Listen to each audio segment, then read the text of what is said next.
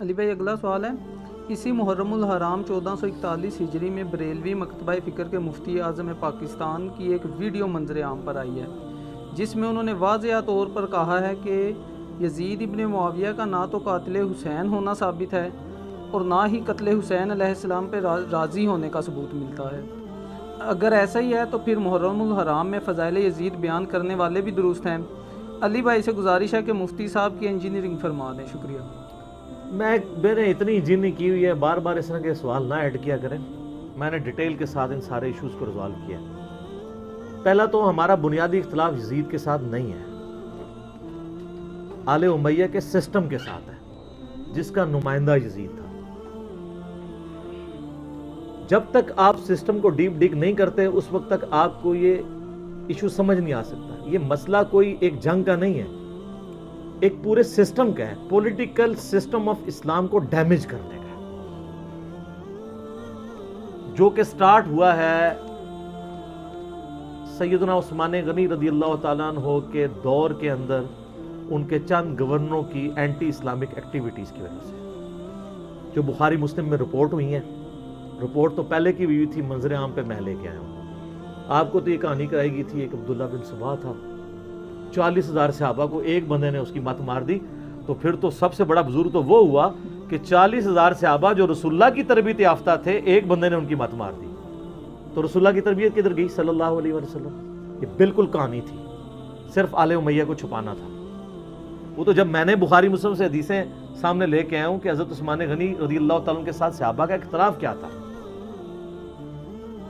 حضرت عثمان رضی اللہ تعالیٰ عنہ کی شخصیت اس کے سے زیرو سے ملٹیپلائی نہیں ہو جائے گی۔ اگر حضرت آدم علیہ السلام سے غلطی ہوئی ہے تو حضرت آدم کو ہم نے زیرو سے ملٹیپلائی نہیں کر دیا، ان کا مقام اپنی جگہ ہے، غلطی ہے۔ حضرت یوسف علیہ السلام کے بھائی حضرت یوسف کے بھی صحابہ ہیں، اپنے والد حضرت یعقوب کے بھی صحابہ ہیں، لیکن ان کی اس غلطی کو ہائی لائٹ کرنے میں سے نعوذ باللہ من ذالک یہ نہیں ہوا کہ وہ مطلب کافر ہو گئے ہیں۔ غلطی اپنی جگہ غلطی ہے، اس کو ہائی لائٹ کرنا ہوگا، ورنہ آپ انصاف کا خون کریں گے، اور جب آپ انصاف کا خون کریں گے تو آپ پٹیں گے پھر۔ تو میں اس کے اوپر تو ایک میری ویڈیوز ریکارڈڈ موجود ہیں، اور میرا خیال ہے اس ٹاپک کے اوپر تو شیعہ کے کلپ اتنے نہیں دیکھے گئے جتنے میرے دیکھے گئے۔ ظاہر ہے کہ شیعہ کے کلپ میں تو زیادہ تر کہانیاں ہی ہوتی ہیں، کوئی علمی دلائل تو ہوتے ہی نہیں ہیں۔ سنی تو وہ پہلے اس ٹاپک سے بھاگتے ہیں، ان کو پتہ ہے جیسے کبوتر بلی کو تو غائب نہیں کر سکتا تو آنکھیں تو بند کر سکتا ہے، تو سنیوں نے تو کی ہوئی آنکھیں بند، لیکن ان کو پتہ نہیں اب میڈیا کا دور ہے، آنکھیں بند کرنے سے وہ آپ مارے جائیں گے، اور وہ مارے گئے ہیں۔ اینڈ رزلٹ یہ ہے کہ پبلک ان کی ہے، ویڈیوز ہماری دیکھتی ہے، کیونکہ ہم ہر چیز ریفرنس کے ساتھ بیان کر رہے ہیں، اور میں نے اس کے اوپر ایک ڈیٹیل ریسرچ پیپر بھی لکھ دیا ہے، واقعہ کربلا کا حقیقی پس منظر 72 صحیح الاسناد احادیث کی روشنی میں۔ 72 کا ٹائٹل میں نے شہدائے کربلا کی نسبت سے لیا، ورنہ روایات اس میں احادیث 200 سے زیادہ ہیں، اکثر بخاری اور مسلم سے، ایک نمبرنگ کے اوپر کئی احادیث ہیں۔ مثلا ایک غدیر خون کا جو 33 نمبر ہے اس پہ 8 سے زیادہ حدیث میں نے 33 نمبر کے اوپر ڈالی ہے، اور الحمدللہ یہ ریسرچ پیپر اردو میں بھی ہے، عربی میں بھی ہے، انگلش میں بھی ہے، ہندی میں بھی ہے۔ آج کل سندھی زبان میں بھی کام ہو رہا ہے، پشتو اور بنگالی کے اوپر بھی لوگ کام کر رہے ہیں۔ ویسے عربی ہو جائے تو اور انگلش ہو جائے تو انٹرنیشنل پمفلٹ ہو جاتا ہے، وہ تو دونوں ہم نے آلریڈی آن پیمنٹ کروائے ہوئے ہیں۔ انگلش والا تو، عربی والا تو میں نے خود مکتبۃ شاملہ سے جمع کر لیا تھا۔ تو اس میں میں نے خلفائے راشدین کون ہیں، سیدنا ابوبکر، عمر، عثمان و علی اور حسن ابن علی رضی اللہ عنہم اجمعین وعلیہم السلام اجمعین۔ سیدنا عمر کی شہادت سے لے کر شہادت حسین تک جتنے بھی ایشوز ہیں، چاہے وہ جنگ جمل، صفین، نہروان ہو، شہادت عثمان کے اصلی اسباب ہوں، صلح حسن ہو، حضرت معاویہ کی ملوکیت ہو، یزید کی ولی عہدی ہو، اور اینڈ پہ سیدنا حسین ابن علی کی شہادت، یہ ساری چیزیں میں نے اس میں ایڈریس کی ہیں، اور دور حاضر کے بڑے بڑے محققین کی تحکیم اس کے اوپر لگی ہوئی ہے۔ ویسے بھی اکثر حدیثیں بخاری مسلم میں ہیں، اور ان کی تو تحکیم کی ضرورت نہیں ہے، اس کے علاوہ کے اوپر ہم نے شیخ البانی، شیخ زبیر علیزئی، شیخ شعیب ارناؤت رحمہم اللہ اجمعین کی تحکیم لگائی ہوئی ہے۔ آپ ہماری اکیڈمی میں کال کریں، صبح 9 سے لے کر مغرب تک روزانہ، +923215900162 ہمارا اکیڈمی کا نمبر ہے۔ پاکستان سے کریں گے تو 032159000162، ایک کاپی اس ریسرچ پیپر کی، اور اس کے علاوہ 8 ریسرچ پیپر، ٹوٹل 9 اور 3 اذکار کارڈ، یہ 12 کا پیکج ہے جو ہم فری سب کو دیتے ہیں ایک، تو وہ آپ منگوا سکتے ہیں. آپ اس کو پڑھ کے دیکھیں تو آپ کو پتہ چلے گا کہ یزید کے دور میں کون کون سے بڑے جو ہے وہ جرائم ہوئے سیاہ. ایک طرف تو آپ سب کو یہ کہانی کرواتے ہیں کہ جی وہ سیدنا عمر نے فرمایا تھا کہ دریائے فرات کے کنارے اگر کتا بھی پیاسا مر جائے تو میں جواب دے ہوں. یہ کہانی کروائی ہوئی ہے نا. دریائے فرات کے کنارے کتا مر جائے، اور آپ کو پتا ہے دریائے فرات کے کنارے سیدنا حسین بھی شہید ہوئے ہیں. دریائے فرات کے کنارے حسین ابن علی 70 سے زیادہ اپنے ساتھیوں کے ساتھ مظلومانہ شہید کر دیے جائیں، نبی علیہ السلام کی اولاد، اور آپ کی وفات کو صرف 50 سال گزرے، اور وہ شخص جو جنتی نوجوانوں کا سردار ہے، جامعہ ترمذی میں حدیث ہے صحیح سند کے ساتھ، اور آپ کے یہ ٹاپک ڈسکس نہ ہو. یہ ڈسکس تو ہونا ہے. اب آپ دیکھیں جوں جوں وقت گزرتا جا رہا ہے یہ زیادہ ڈسکس ہو رہا ہے.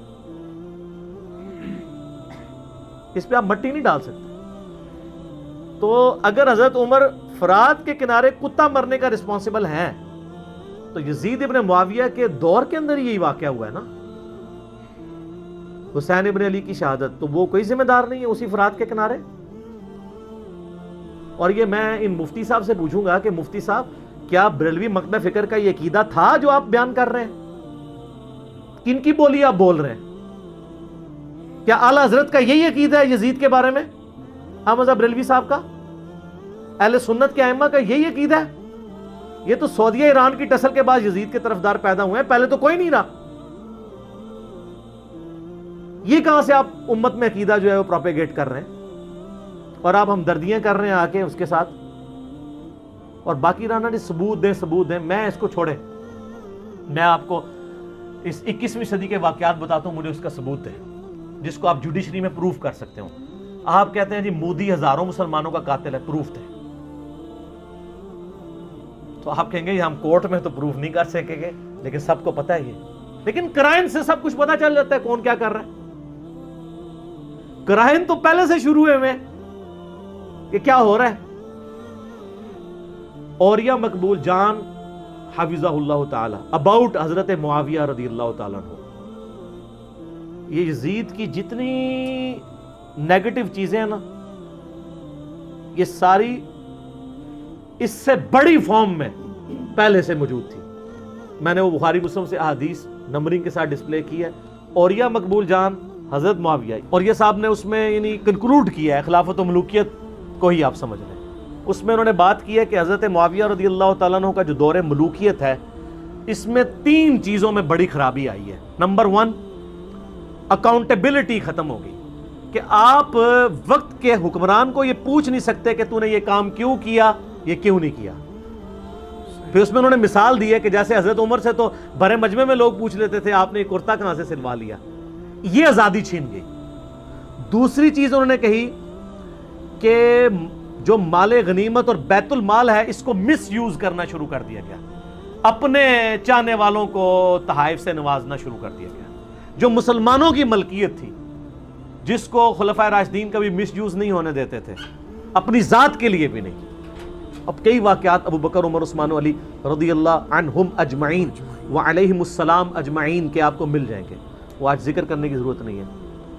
اور تیسرا انہوں نے کہا کہ انہوں نے جو یہ نظام حکومت تھا اسے اپنی خاندان کی میراث سمجھ لیا اور اپنے بعد اپنے بچے کو ولی عہد نامزد کر دیا. یہ 3 بڑی خرابیاں انہوں نے گنوائی ہیں. ان خرابیوں کے اوپر میرے ماشاء اللہ تعالی گھنٹوں کی ویڈیوز موجود ہیں. ایک ویڈیو میں ضرور ریفر کروں گا اور وہ ہے رپلائی ٹو مولانا الیاس قادری آن حضرت معاویہ رضی اللہ تعالیٰ عنہ. 2 گھنٹے کی ہے. جب یہ فتنہ اٹھا نا بے گناہ بے خطا معاویہ معاویہ نعوذ باللہ من ذالک، تو میں نے اس کے جواب پہ ایک کاؤنٹر نیریٹو دیا تھا. بخاری اور مسلم سے احادیث بیان کی تھی، عام کتابوں سے نہیں. اور میں نے بتایا تھا یہ تو بالکل جعلی نعرہ ہے. وہ آپ میری ویڈیو دیکھ لیں تو اس میں نے 2 گھنٹے میں یہ سارے کے سارے ایشوز کو ریزالو کیا. لیکن چونکہ اب اوریہ صاحب نے یہ بہت بڑی بات کی ہے، عام لوگوں نے تو شاید اس کو اوور لک کر دیا ہو. اب جب میری یہ ویڈیو چڑھے گی تو اوریہ صاحب کی بریکٹس کے اندر لوگ جو ہے نا وہ عزت افزائی کریں گے انورٹڈ کامرس میں. تو میں اس لیے ان کی تینوں باتوں کو سپورٹ کرنے میں درجنوں حدیثیں پیش کر سکتا ہوں، لیکن میں تینوں باتوں پہ 3 ہی حدیث پیش کروں گا، ہر ایک کے ثبوت میں ایک حدیث جو مجھے یعنی زبانی فی البدی یاد ہے. اور وہ تینوں احادیث ہماری مین سٹریم کی اہل سنت کی کتابیں جو یہاں پہ پڑھی نہیں ہوئی، صرف پڑھی ہوئی بھی ہیں. علماء کے شوکیسوں میں تو پڑھی ہوتی ہیں، پڑھی نہیں ہوتی. کیوں؟ کیونکہ نہ میں وہابی نہ میں بابی، میں ہوں مسلم علمی کتابی. نہ ہم سو کارڈ وہابی ہیں، کوئی علمی بات کرے اسے کہتے ہیں یہ وہابی ہے، اور نہ ہم بابوں کا دفاع کرنے والے بابی ہیں، ہم علمی کتابی مسلمان ہیں. یہ جو انہوں نے بات کی نا کہ بیت المال کا مس یوز ہونا شروع ہو گیا، مسلمانوں کا جو مال تھا وہ مس یوز ہوا، اس کو سپورٹیو حدیث ہے صحیح مسلم میں انٹرنیشنل نمبر کے مطابق 4776، آپ کھول کے پڑھ لیں کہ ایک شخص عبداللہ بن عمر بن عاص رضی اللہ تعالیٰ عنہ کے پاس آتا ہے اس حال میں کہ وہ خانہ کعبہ کے ساتھ ٹیک لگائے ہوئے مسجد حرام میں بیٹھے ہوتے ہیں، اور وہ آ کے کہتا ہے کہ آپ ہمیں اطاعت امیر کے اوپر حدیثیں سنا رہے ہیں کہ امیر کی حکمران کی اطاعت کرو، جبکہ آپ کے چچا کا لڑکا معاویہ ابن ابی سفیان جو اس وقت مسلمانوں کا حکمران ہے، ہمارا امیر ہے، وہ تو ہمیں حکم دیتا ہے کہ ہم لوگوں کا مال ناحق طریقے سے حرام طریقے سے ہڑپ کریں اور لوگوں کو ناحق قتل کریں. جبکہ سورہ نساء کی آیت نمبر 29 میں آتا ہے کہ اے ایمان والو ایک دوسرے کا مال ناحق طریقے سے ہڑپ مت کرو اور ایک دوسرے کو قتل مت کرو. ہم اللہ کی بات مانیں کہ یہ اپنے امیر کی بات مانیں. اب یہ بہت بڑی ایک سمجھ لیں ان کی طرف سے کلمہ حق تھا جس طرح اوریہ صاحب کی طرف سے. تو عبداللہ بن عمر بن عاص جو ہیں وہ تھوڑی دیر انہوں نے سر جھکائی رکھا، پھر انہوں نے سر اٹھا کے کہا کہ معاویہ کی اطاعت کرو ان کاموں میں جن کاموں میں وہ اللہ کی اطاعت کے اندر اندر تمہیں حکم دیتے ہیں، اور جن باتوں میں وہ اللہ کی نافرمانی کا حکم دے اس میں تم معاویہ کی نافرمانی کرو. یہی ایک مسلمان کا عقیدہ ہونا چاہیے. اچھا، اسی طریقے سے اوریہ مقبول جان صاحب حفظہ اللہ تعالیٰ نے جو اس میں کہا کہ انہوں نے یعنی سوال کرنا بین کر دیا تھا کہ اکاؤنٹیبلٹی کوئی نہیں حکمران کی. ملوکیت میں بادشاہت میں یہی تو ہوتا ہے کنگ شپ کے اندر. اس کو سپورٹیو حدیث ہے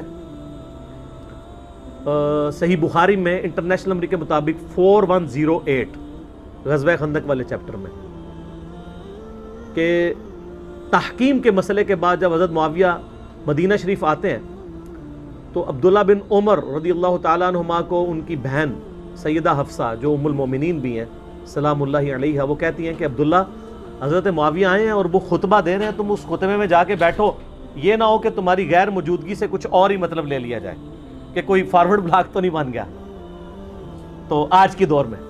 تو عبداللہ بن عمر چلے جاتے ہیں، وہاں پہ حضرت معاویہ تقریر کرتے ہوئے کہتے ہیں کہ جس کو اس امر خلافت میں کوئی خواہش ہے نا وہ اپنا سینگ اٹھائے، اپنا سر اٹھائے. عرب کے لوگ محاورے بڑے سخت بولا کرتے تھے. اپنا سینگ اٹھائے، میں اس کے باپ سے بھی زیادہ خلافت کا حقدار ہوں. اور یہ بات انہوں نے اصل میں حضرت عمر کے بارے میں کی گستاخانہ. اس کا ثبوت یہ ہے کہ اسی حدیث میں آتا ہے کہ جب مجمع چھٹ گیا تو حبیب بن مسلمہ کہتے ہیں کہ میں نے عبداللہ بن عمر سے کہا کہ آپ نے معاویہ کو اسی وقت کیوں نہیں جواب دیا جب وہ یہ بات کر رہا تھا کہ میں اس کے باپ سے زیادہ حقدار ہوں جسے کوئی خواہش ہے خلافت کی. تو ان کی طرف اشارہ کر رہا تھا. اس کی وجہ یہ تھی کہ تحکیم کے مسئلے میں ایک رائے یہ بھی سامنے آئی تھی کہ حضرت علی اور حضرت معاویہ دونوں معزول کر دیے جائیں اپنے اپنے عہدوں سے اور عبداللہ بن عمر کو خلیفہ چن لیا جائے. تو حضرت معاویہ کو فوراً فکر پڑ گئی کہ یار یہ عبداللہ بن عمر سینگ اٹھانا ذرا، میں تو تیرے باپ سے زیادہ خلافت کا حقدار ہوں. عبداللہ بن عمر کا باپ کون ہے؟ سیدنا عمر، جنہوں نے رومن امپائر گرائی ہے اپنے دور میں. اسی شام میں حضرت معاویہ گورنر ہیں اور بات کس کے بارے میں کر رہے ہیں. تو آپ کو پتہ چلا کہ یہ رافضیت کہاں سے، صحابہ پر اس طرح کے الفاظ بولنا کہاں سے شروع ہیں. میں تو آل امیہ کو جائز باپ سمجھتا ہوں رافضیوں کا، ناجائز نہیں، جائز. یہ انہی کی ساری باقیات ہیں. تو حبیب بن مسلمہ کہتے ہیں جب میں نے عبداللہ بن عمر سے کہا نا کہ آپ نے جواب کیوں نہیں دیا، انہوں نے کہا میں نے ارادہ کیا اپنی گھوٹ کھولوں. احتبا کر کے بیٹھے تھے دونوں گھٹنوں کو یوں لے کے، اور میں اس کو معاویہ کو اسی وقت جواب دوں کہ تجھ سے زیادہ خلافت کا حقدار وہ ہے جس نے اسلام کی خاطر تم باپ بیٹا سے، تم اور تمہارا باپ ابو سفیان جب کافر تھے، جنگ کی ہوئی ہے. یعنی تم دونوں جو ہے وہ غزوہ بدر، احد اور خندق کے اندر کافروں کی طرف سے لڑنے آتے تھے اور ہم مسلمانوں کی طرف سے لڑتے تھے. تو آج اب تم لوگ بعد میں مسلمان ہو کے تو خلافت کے حقدار بن رہے ہو. خلافت کے حقدار تو ہم ہیں یا مولا علی بھی، کیونکہ مولا علی بھی پہلے کے مسلمان ہیں. دونوں طرف بات جا سکتی ہے. تو کہتے ہیں پھر میں فتنے اور خون ریزی کے ڈر سے خاموش ہو گیا اور پھر مجھے جنت کی نعمتیں یاد آ گئی اور میں نے اسی پر اکتفا کر لیا. لیکن اکتفا نہیں کیا، یہ ساری باتیں انہوں نے بتا دیں اور امام بخاری نے بخاری میں 4108 میں نقل بھی کر دی تاکہ انجینئر صاحب نے پمفلٹ میں ڈال دیں. دیکھیں نا جی، کہتے ہیں رافضی ہے. میں نہیں سر، نا بخاری مسلم کو رافضی کو، مجھے نہ کہو، تاکہ ہم آپ پر منکرین حدیث ہونے کا فتویٰ لگائیں. ہم آپ سے کربلا اور صفین اور نہروان اور جمل نہیں ڈسکس کریں گے، حجیت حدیث کا مقدمہ ڈسکس کریں گے. صحیح. اچھا، تو جنگ جمل صفین نہروان بھی میں نے الحمدللہ اس کے اندر کور کی ہوئی ہے. اس کے بعد وہ راوی کہتا ہے کہ عبداللہ بن عمر نے خاموشی اختیار کر کے اپنی عزت بھی بچا لی اور اپنی جان بھی بچا لی. بے شک. تو جب حکمران سے آپ کو عزت اور جان کا خطرہ ہو تو وہ حکمران کیا ہوتا ہے؟ وہ بادشاہ ہی ہوتا ہے. یہ جمہوریت نہیں ہوتی ہے، یہ خلافت نہیں ہوتی ہے کہ آپ کو کوئی پوچھ نہ سکے. جمہوریت میں وہ یورپین جمہوریت کی بات نہیں کر رہا ہوں، اسلامک ڈیموکریسی، اس میں آپ پوچھ سکتے ہیں، جس کی بات غامدی صاحب کرتے ہیں. میرا یوٹیوب پہ کلپ بھی ہے، اسلامک ڈیموکریسی. ایک طرف غامدی صاحب کی تصویر ہے، ایک طرف ڈاکٹر اسرار صاحب کی، درمیان میں میری. لاکھوں لوگوں نے دیکھا ہے، وہ آپ دیکھیں تو آپ کو پتہ چلے گا کہ ماڈرن ڈیموکریسی، جمہوریت، ماڈرن جمہوریت اسلامک حلال کے دائرے کے اندر ہے. یہ خلافت راشدہ کی ماڈرن فارم ہے، اس سے کوئی بہتر طرز حکومت نہیں ہے. چند ایک چیزیں اس میں ہیں، وہ میں نے اس میں ڈسکس کی ہیں. تو جان بھی بچا لی، مال بھی. تو وہ جو کہہ رہے تھے نا کہ حکمران اکاؤنٹیبل نہیں تھا.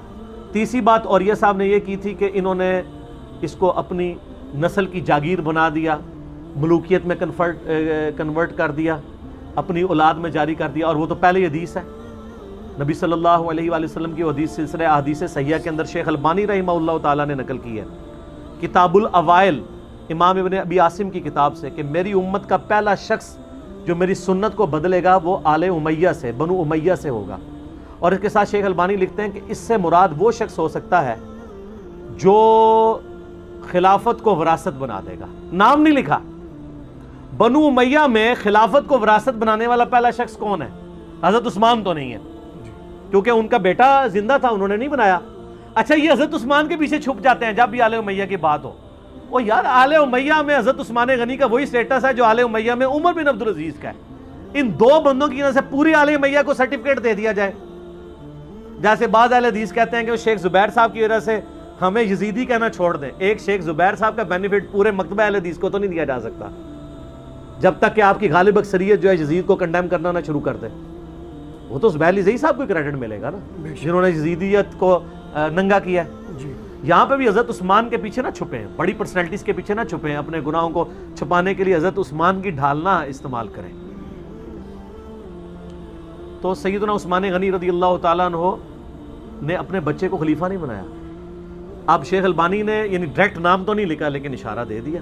یہ محدث اعظم البانیہ اور محدث اعظم سعودیہ ہیں، شیخ ناصر الدین البانی المتوفی 1999 عیسوی، جن کی تحکیم آپ احادیث کے اوپر پڑھ رہے ہوتے ہیں، یہ حدیث صحیح ہے، یہ ضعیف ہے، یہ شیخ البانی. تو پہلا شخص وہ ہے. اور دوسری طرف حسن ابن علی کو مولا علی نے نامزد نہیں کیا. مسند ابی یعلا میں صحیح سند سے ہے کہ مولا علی خطبے کے لیے چڑھے. میں نے یہ ساری باتیں، پریشان نہیں ہونا، اس پمفلٹ میں ڈالی ہوئی ہیں.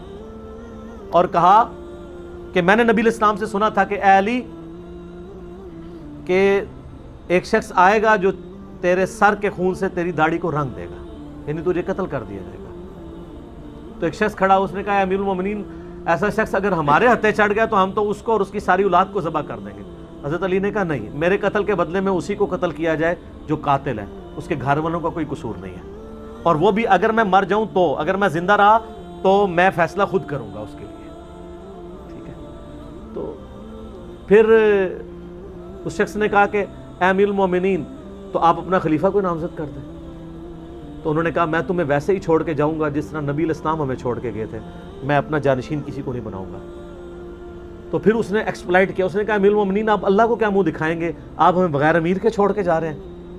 تو انہوں نے کہا اللہ تعالیٰ کو میں منہ یہ دکھاؤں گا کہ میں نبی کی سنت پہ عمل کر رہا ہوں, اور دوسرا اللہ سے میں عرض کروں گا کہ اے اللہ اگر ان کے لیے کوئی خیر باقی رکھی ہے تو ان کو میرے بعد کوئی اچھا حکمران دے دینا, اور اگر تو نے ان کی تقدیر میں کچھ اور ہی فیصلہ کیا ہوا ہے تو میں تو اللہ تعالیٰ کو کوئی اس معاملے میں کچھ نہیں کہہ سکتا, تو میں تو نبی علیہ السلام کی سنت پہ عمل کروں گا. تو آل امیہ کا پہلا شخص ہوگا جو میری سنت کو بدلے گا. اور سنت کیا بدلی ہے؟ صحیح بخاری اٹھا کے دیکھ لیں, 4827 نمبر حدیث ہے, 4827 میں نے اس میں ڈالی ہوئی ہے. عبداللہ بن عمر, حضرت عمر کے بیٹے کے ساتھ جو حضرت معاویہ کا معاملہ ہوا وہ تو آپ نے سن لیا. اب ابو بکر کے بیٹے کے ساتھ سنیں کیا ہو رہا ہے. شیخین کے بیٹوں کے ساتھ یہ لوگ کیا کر رہی ہے آل امیہ. صحیح بخاری 4827, مروان بن حکم مسجد نبوی کے ممبر پہ چڑھا اور اس نے باتیں یعنی گفتگو کرنے کے دوران یزید ابن معاویہ کی تعریف کرنی شروع کی. حضرت معاویہ کے دور حکومت میں یہ گورنر تھا مدینے کا. تو اس نے کہا کہ اچھا یہ حدیث جو ہے نا صحیح بخاری میں بھی ہے, اور تفسیر ابن کثیر میں بھی. سر تفسیر ابن کثیر میں سورہ احقاف کی تفسیر میں یہ حدیث آتی ہے. میرا یوٹیوب پہ ایک کلپ بھی ہے, آپ اگر وہ دیکھ لیں, اس میں نے یہ ساری جو ہے نا وہ ڈسپلے کروائی ہیں. ہاں, حضرت معاویہ رضی اللہ تعالیٰ عنہ امت کے ماموں, وہ کہتے ہیں نا خال المومنین ہے, اس میں نے یہ ساری ڈسپلے کروائی ہیں, وہ آپ دیکھ سکتے ہیں, وہ بڑا وائرل ہوا ہے وہ والا کلپ. تفسیر ابن کثیر میں قرآن کی تفسیر میں, کیونکہ اس میں قرآن کی ایک آیت بھی آتی ہے, وہ میں بخاری سے کوٹ کرتا ہوں. اور فتح الباری صحیح بخاری کی شرح میں اس کے سارے طرق انہوں نے جمع کیے ابن حجر اسقلانی نے. تو وہ کہتا ہے مروان بن حکم, اللہ تعالیٰ نے امیر المومنین حضرت معاویہ رضی اللہ تعالیٰ عنہ کو یہ بات سجھائی ہے, وہ امت کے وسیع تر مفاد میں چاہتے ہیں کہ اپنے بعد اپنے بیٹے کو اپنا خلیفہ نامزد کر دیں. جس طرح آپ کے بھی یہاں پہ آ کے میرے عزیز ہم وطنوں کہہ رہے ہوتے ہیں لوگ, یہ میرے عزیز ہم وطنوں پہلے سے ہی چل رہا ہے امت کے وسیع تر مفاد میں, پاکستان کے وسیع تر مفاد میں. اسی لیے میں ملوکیت اور ڈکٹیٹرشپ کو دونوں کو سگی بہنیں سمجھتا ہوں, کیونکہ دونوں میں لینگویج ایک ہی یوز ہوتی ہے. ڈکٹیٹرشپ پہ بھی میرا یوٹیوب پہ ایک کلپ ہے, وہ دیکھ لیجیے گا. تو وہ چاہتے ہیں کہ اپنے بعد اپنے بیٹے کو خلیفہ نامزد کر دیں. تو امام بخاری اس کے بعد لکھتے ہیں کہ عبد الرحمن بن ابی بکر, حضرت ابو بکر کا بیٹا, کھڑا ہوا اور اس نے کچھ کہہ دیا. امام بخاری نے وہ نقل نہیں کیا, لیکن یہ بات ضرور تھی کہ وہ گل چوب علیوں نے کی تھی. ٹھیک ہے, وہ چب گئی اگلے کو, کیونکہ اس کے بعد امام بخاری کہتے ہیں جب اس نے کچھ کہا تو مروان نے کہا پکڑو اس کو, فوراً گرفتار کرو, نیب کے حوالے کرو. آج کے دور میں ٹھیک ہے, فوراً نیب کے حوالے کرو اسے. تو عبد الرحمن بن بکر فوراً مسجد نبوی کے ساتھ ایڈجسنٹ حجرہ تھا سیدہ عائشہ کا, اس میں جا کے چھپ گئے. حضرت عائشہ زندہ تھی. اب مروان کی اتنی جرأت تو نہیں تھی کہ وہاں پہ داخل ہوتا, ساری عوام خلاف ہو جاتی. تو اس کا غصہ ٹھنڈا نہیں ہوا. صحیح بخاری کے الفاظ ہیں, اس نے باہر سے کہا او ابو بکر کے بیٹے, تیرے بارے میں تو قرآن میں آیت نازل ہوئی ہے سورہ احقاف کی, کہ یہ شخص کہتا ہے اپنے ماں باپ سے کہ جو تم مجھے کہتے ہو کہ مرنے کے بعد زندہ کیا جائے گا, یہ اگلے لوگوں کی کہانی ہے. تو یہ جو کفریہ جملے اپنے ماں باپ کو جو بولتا تھا نا, تو تھا. استغفر اللہ. سیدہ عائشہ کو غصہ آیا, وہ پردے میں بولی کہ آل ابی بکر کے بارے میں کوئی آیت نازل نہیں ہوئی سوائے جو آیت میری برات کے لیے نازل ہوئی ہے سورہ نور میں, جب ان پہ تہمت لگی تھی. بخاری میں تو یہ بڑی سادہ سی, ویسے اتنی بھی سادہ نہیں ہے حدیث, لیکن باقی کتابوں میں تفسیر ابن کثیر میں سارے کے سارے طرق جمع کیے ہیں. حافظ ابن کثیر نے بھی, فتح الباری میں ابن حجر اسقلانی نے, اور انجینئر صاحب نے بھی. سنن نسائی الکبریٰ کے اندر بھی, امام نسائی کی جو کتاب ہے, یہ سارے طرق میں نے اس میں جمع کیے ہیں. اس میں لکھا ہوا ہے کہ وہ جو آتا ہے نا کہ عبد الرحمن بن ابی بکر نے کچھ کہا, اور اس سے پہلے جو ہے کہ مروان نے کہا. مروان نے تو جو خطبہ کیا نا کہ اللہ تعالیٰ نے ایک بات سجھائی ہے, اس کے آگے اس نے کہا کہ یہ اسی طریقے سے خلیفہ نامزد کر رہے ہیں جس طرح کہ ابو بکر نے بھی تو عمر کو خلیفہ نامزد کیا تھا. تو حضرت عمر کیا ابو بکر کے بیٹے تھے؟ اور دوسرا وہ مشورے کے بعد انہوں نے نامزد کیا تھا, ملوکیت نہیں بنائی تھی, اولاد تو ہے ہی نہیں تھی. بیٹا تو ان کا عبد الرحمن بن ابی بکر خود زندہ تھا جو وہاں بیٹھا ہوا تھا, اسی کو تکلیف ہونی تھی نا کہ مجھے تو بیٹے خلیفہ نہیں بنایا گیا, خام خواہ تو کہہ رہے ہیں کہ ابو بکر نے بھی کیتا سی, ابو بکر نو ویسے ہی وچ لے آ رہے ہو, ابو بکر نے عمر کو بنایا تھا تو لہٰذا معاویہ یزید کو بنانا چاہتے ہیں. دیکھیں ان لوگوں کی مت کیسے ماری ہوئی ہوتی ہے, کس بات کو کہاں سے جوڑ دیتے ہیں. جب مت ماری ہے تو یہی بات. تو عبد الرحمن بن ابی بکر نے کچھ کہا, امام بخاری کہتے ہیں سنن نسائی الکبریٰ میں ہے, تفسیر ابن کثیر میں ہے, سورہ احقاف کی ان آیات کی روشنی میں, اور مصنف ابن ابی شیبہ میں, فتح الباری میں. وہ کہتے ہیں کہ عبد الرحمن بن ابی بکر نے کھڑے ہو کر کہا کہ سیدھی طرح کہہ کہ تیرا امیر المومنین معاویہ ابن ابی سفیان کیسر و کسرا کے طریقے پہ چلنا چاہتا ہے, ابو بکر اور عمر کی سنت پہ نہیں. بہت بڑی پھکی تھی. تو ڈکار تو صحیح بنتے تھے, یہ کہنا صحیح بنتا تھا, پڑھو انہوں. اور وہ جب حجرے میں گئے تو وہاں تو آتا ہے نا اس نے یہ بات کی, اس میں بھی آتا ہے. ادھر آگے الفاظ ہیں کہ حضرت عائشہ نے کہا اسکت, چپ کر, بکواس بند کر, آل ابی بکر کے بارے میں کوئی آیت نازل نہیں ہوئی ہے سوائے وہ جو میری برات میں. اور آگے الفاظ ہیں کہ مروان البتہ تیرے بارے میں اللہ کے نبی نے فرمایا تھا جب تو اپنے باپ کی پشت میں تھا کہ حکم پر لعنت, اس کی اولاد پر لعنت. مروان بن حکم تو اپنے باپ کی پشت میں تھا, اللہ کے نبی تجھ پہ لعنت کر کے گئے ہوئے ہیں. یہ انہوں نے پھکی دی نا آگے سے کہ تو میرے بھائی کے بارے میں کہہ رہا ہے, اصل میں تو تم لوگ لعنتی ہو. تو مروان کا بیٹا باپ حکم اور مروان کا بیٹا عبد الملک بن مروان, عبد الملک بن مروان وہ بھی خلیفہ, اس کے 4 بیٹے خلیفہ. ایک مروان کا جو ہے نا وہ صحیح نکلا ہے پوتا, اور وہ ہے عمر بن عبد العزیز بن مروان. اچھا یہ بھی دیکھیں, جو ملک اور عبد العزیز یہ بھائی تھے. مروان کے 2 بیٹے تھے, عبد الملک اور عبد العزیز. اور عبد العزیز کا بیٹا آگے عمر بن عبد العزیز ہے, اور وہ بھی اس لیے ہے کہ اس کی جو ماں تھی نا وہ حضرت عمر کی پوتی تھی. حضرت عمر کی پوتی کا دودھ پیا ہوا تھا, وہ عمر ثانی ہے جو. تو لیکن ہم اس لعنت کو عمر بن عبد العزیز تک نہیں لے کے جاتے. حضرت نوح کا بیٹا کافر نکل سکتا ہے, مروان کا بیٹا عمر بن عبد العزیز بھی ہو سکتا ہے, اس کو اللہ نے بالکل 180 ڈگری ہے. تو یہ چیز نہیں. بنو ہاشم سے ابو لہب بھی ہے, بنو ہاشم سے نبی علیہ السلام بھی ہے. ٹھیک ہے, تو یہ یعنی تینوں باتیں میں نے جو اوریہ صاحب نے کی تھی نا, ہو سکتا ہے ان پہ کوئی مولوی فتوے لگائیں, تو میں پہلے ہی آپ کو بتا, ہم تو بیٹھے ہوئے ادھر 302 بن کے کہ جو بندہ غلط بات کرے گا نا اس سے پہلے ہی ہم کاؤنٹر نیریٹو کھڑا کر دیں گے. تو سر سلام ہے اوریہ صاحب کو کلمہ حق بلند کرنے پہ, اور حصول برکت کے لیے اوریہ صاحب کے لیے میں عرض کر دوں, المستدل حاکم میں حدیث ہے صحیح سند کے ساتھ کہ نبی صلی اللہ علیہ وآلہ وسلم نے فرمایا سید الشہداء حمزہ ابن عبد المطلب ہیں, اور وہ شخص بھی سید الشہداء ہے جو جابر حکمران کے سامنے کلمہ حق بلند کرے حتیٰ کہ اسے شہید کر دیا جائے. اسی حدیث کے تحت ہم سیدنا حسین ابن علی رضی اللہ عنہما علیہم السلام کو بھی سید الشہداء کہتے ہیں. تو آدھے سید الشہداء تو بن چکے ہیں, اور یہ سب ہماری خواہش ہے کہ پورے نہ بنے گئیں, کوئی چاڑی نہ دوڑے مجاہد ملت ان کے اوپر, تو اسی پہ ان کو ثواب مل جائے, انگلی کٹا کے شہیدوں میں. تو بات کرنا بہرحال جرت والی بات ہے, لیکن الحمدللہ تبدیلی آ رہی ہے, اب لوگوں کو حقائق پتہ چل رہے ہیں, اب لوگوں میں سچائی سننے کا مادہ موجود ہے, اللہ کا شکر ہے. اور سید الشہداء تو وہ بھی ہے نا جو صحیح مسلم میں آتا ہے کہ قرب قیامت میں دجال کے خلاف جو شخص کھڑا ہوگا اس کے دجال 2 ٹکڑے کر کے کہے گا, پھر زندہ کرے گا, کہے گا اب تو مجھے خدا مانو, کہے گا میرے نبی کی حدیث مجھے پہنچی ہے, تو دجال ہے. تو جو قرآن و حدیث پہ چلنے والے ہیں وہ شعبتوں سے, استدراج سے اور انورٹڈ کاما میں سو کالڈ کرامات سے متاثر نہیں ہوتے, وہ کتاب و سنت کو فالو کرتے ہیں. استدراج ہیں جس کے اوپر یہ لوگ چل رہے ہوتے ہیں, تو وہ علمی کتابی ہوگا انشاءاللہ, امید ہے. تو آپ بھی جھوم جھوم کے نا صبح شام ایک دفعہ کہا کریں کیا کہ نام ہے وابی, نام ہے بابی, میں ہوں مسلم علمی کتابی.